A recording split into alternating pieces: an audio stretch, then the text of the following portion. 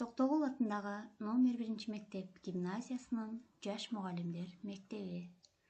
Саламатсыздарбы, урматтуу жаш мугалимдер мектебинин угуучулары. Бүгүнкү сабагыбыз Кыргыз Республикасынын эмгек сиңирген мугалими Гапыр Мадаминовдун устаттык өнөрү китебинен сабакка даярдануу жана кызыктуу өтүү жөнүндө кыскача усулдук сунуштар деген темада болмокчу.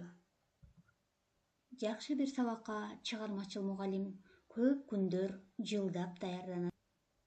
Сабакка даярдануу үчүн окуу китеби, илимий китеп, методикалык китеп, гезит журнал, телерадио, турмуш практикадан мисал чогултуп, системага салат.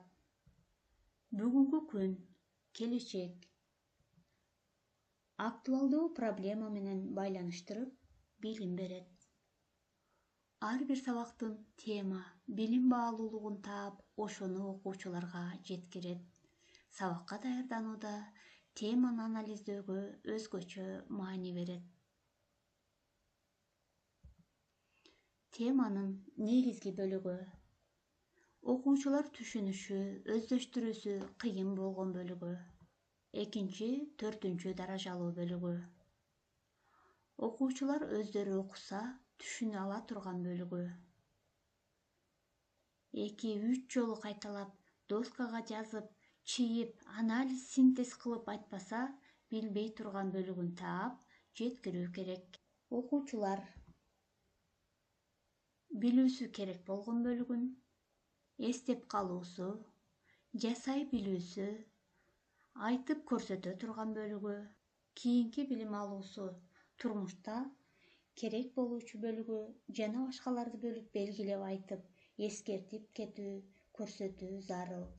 Көбүнчө сабактарда ушулар бөлүп баса белгиленбейт, негизгиси бөлүнбөйт. Ошого окуучулар баарын бирдей кабыл алат же ала албайт, түшүнбөйт, акылы жетпейт. Эстеп калуу, билүү үчүн негизгиси бөлүнүп, так, ыкчам көрсөтүлүшү керек. Түшүндүрүүдө, китепте билимдин башка булагы менен иштөөдө аларды анализдеп, синтез кылып берсе жакшы болот. Теманы анализдөө бул негизгиси эреже, закон, аныктама, башкы идея, окуя, бөлүм, багыт, максат, милдет, корутунду, сунуш, жыйынтык, пайдасы, зыяны, мааниси жана башкаларды ырааттуулук менен бөлүп табуу, системалаштыруу. Мына ушулар доскада бир сөз, термин менен ырааттуу жазылса, китептен бөлүп көрсөтүлсө, окуучулардын эстеп калуусуна таяныч болот.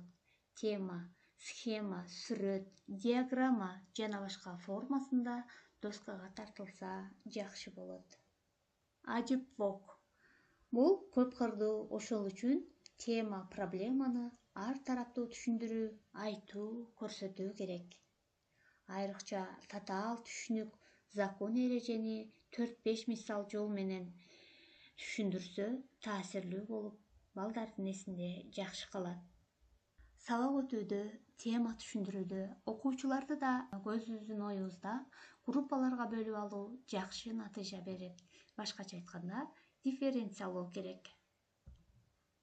Бир жолу айтканда түшүнүүчү окуучулар, 2-4 жолу түрдүү ыкмада айтып, көрсөтүп, жасатканда түшүнүүчү окуучулар, көрүп түшүнүүчү, окуп түшүнүүчү окуучулар, татаал теориялык маанисинде түшүнүүчү окуучулар, жөнөкөйлөтүп айтканда түшүнүүчү окуучулар, элементардык сөз, мисал менен түшүнүүчү окуучулар, көңүл бөлүп, эскертип, көңүлүн топтоп туруучу окуучулар. Мына ушулардын ар бирине өзүнө ылайык келген сөз, мисал менен түшүндүрүп жеткирүү керек. Үй тапшырмасын бергенде дагы мына ушуларды эске алып, дифференциалдуу тапшырма берип суралса, албетте жакшы натыйжага жетебиз. Урматтуу мугалимдер, мына ушун менен биздин бүгүнкү сабагыбыз аягына келип жетти. Көңүл бурганыңыздар үчүн чоң рахмат. Сак саламат туруңуздар.